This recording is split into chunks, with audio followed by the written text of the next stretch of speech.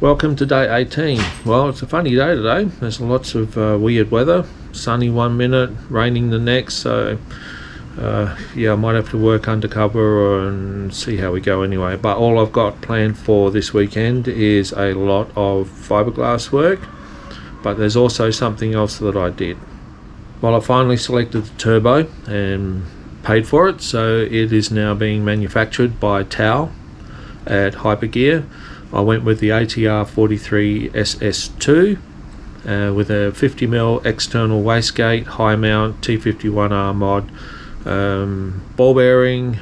I went the whole hog. So the whole turbo itself cost me a little over $4,000, and that's delivered. But it's capable of 650 horse with the right setup, so should be able to achieve that 500 that we're looking for. I could have gone with the R33 SS3, but the problem with that is that they are a screamer only option, and I need to keep this legal.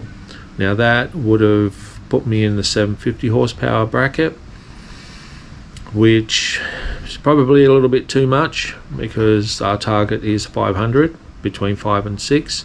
So with the SS2 we should be able to achieve that. Now I highly recommend Hypergear turbos, and the reason is this. Qube has got a lot of time for you, and it's not just because he wants to make money, it's because he genuinely cares. So he's got also a lot of data sheets, etc., and he's done a lot of research in his turbos, and he's an awesome guy. I mean, I pestered him for about a week and he had all the time in the world for me because I really did want to settle on the right turbo. Now the other thing with Hypergear turbos is price. I paid $4,000, a little over $4,000. I think it's 4,020 for what I got from Hypergear. Price wise, it's really affordable to go with Hypergear, and if you're looking at smaller numbers and you just want a little bit more power and you want to say, you know, push 20 pounds through your car, you can buy the internally gated version for about $1,200. You try paying that much money for a Garrett, you know, you can't. So it's definitely worth having a look at Hypergear. Give them a go, give them a really good consideration, because like I said, good value for money. Qube's got a lot of time for you, and this is a big shout out to Hypergear because I went with a high mount option. There's a few things I need to change in the engine bay, so I'll show you exactly what I'm talking about. So the high mount option is going to sit around about here somewhere, so this is going to be a problem. Now I'm going to delete the stock bypass valve, and what I'll do is I'll buy an intercooler kit with various angles and whatnot, and I will get this to go from here into here somehow, or not somehow, but will do. Get it welded up and Bob's your auntie. Now the bob, what I'm going to do is I'm going to locate it in here so it's out of sight, and then that way hopefully it'll be well, the cops won't pick it anyway. So there's a few things that need to change in here, but when I eventually do get the turbo, when it rocks up, I'll tear all this out, put the turbo in, and then go from there. So yeah, that's basically the plan. Well, for now it's just a lot of body work, and hate bodywork, fiberglass bodywork, hate. But it's got to be done, so I'll get into that, and time lapse, here we come.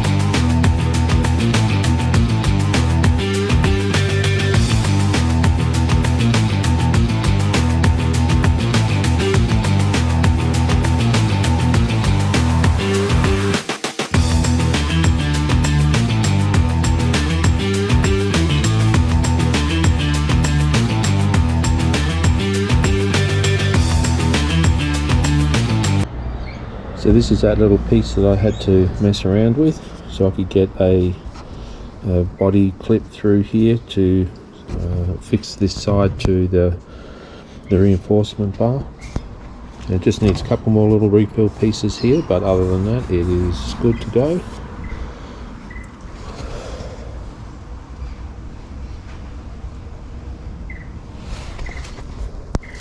And that's that little thing that I was working on earlier.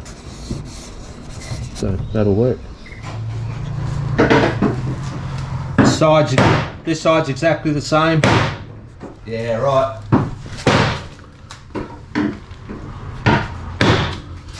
Well, this will fix a lot of issues. One, the body lines, because they're not right to begin with, and two, be able to get side skirts to fit better. Yep. So this here is what we're trying to fix, and as you can see from this crush, it's actually lifted this up, and we can't get the side skirts on properly because of this. So Brett's over there at the moment smashing the shit out of it to try and fix it and get this sorted out.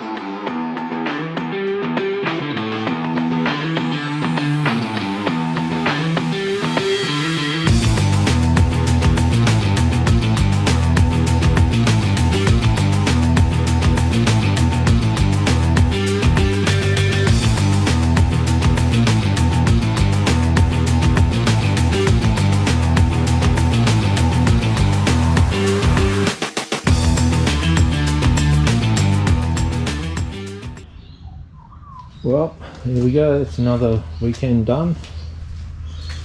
So the front bar is on. I just need to drill the hole for that clip. Yeah, right, block monster. Hey? Oh. Side skirts are done to the point where I can now start working on them on my own. And this is how bad Monkey Warehouse's work was. We had to cut all this here out, and there's another section on the other side, all because the lamination had massive air gaps in them. So I was wondering why this was bulging and flexing so much, and then when we started messing around with it, we realised that it was just full of air. So the dickhead didn't even use a roller properly. And we had the same on the other side. Right here. Had to cut all that out. Had to cut out here because there was a massive air bubble through here and here. But all I need to do now is just scallop a little bit to get the body lines right, and that's the side skirts done. And we also created this. It's like a little drift bobtail, drag bobtail. It's not finished yet, of course, but the base is down, and we're going to stick with this spoiler and that. So just a combination of the two. So I've laid the first layer of fiberglass underneath, brought it up into here. So it's just a matter of waiting for it to all set. Then I'll pop it and then start working on it, filling the ends in. It's starting to go off now, which is good.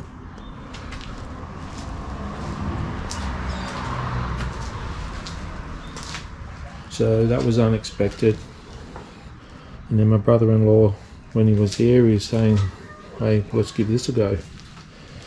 I gave it a go and thought, yeah, that looks alright. I don't know what you guys think, but we both like it. Still a bit more shaping to do. Get it in line with the body line, like pick up off this line here and then bring it out just to give it some shape. Fill the ends in. And I'm going to have the boot sprayed because the peanut just done a real shitty job, and that was just masking tape. Pulled that off, and underneath here there's some double-sided tape underneath this in here. And when he took the old spoiler off to spray paint the boot, he didn't peel that double-sided tape off.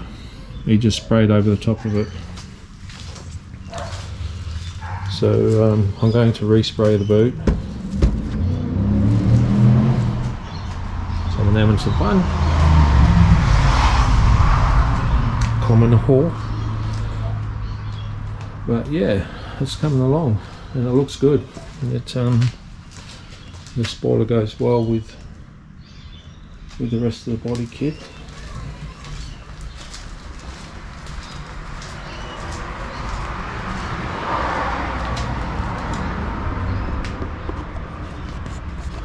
And I will be turning these into indicators, and I'm just going to put a strip light through here for the park lights.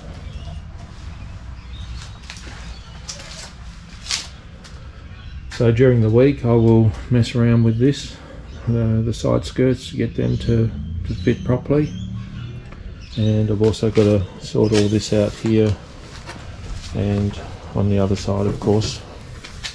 Get all that sorted out. So there's a little bit more work to do, but the majority of it's done. So rather than bore you with any more body work, I won't do any more time lapse on it, because you get a general idea of what's been going on. So I'll mess with this off camera. I'll do the final trims on this off camera, put it all together, leave it on the car for a while, make sure that no cracks appear or any other nasties, and then put her in for paint, and then that's it.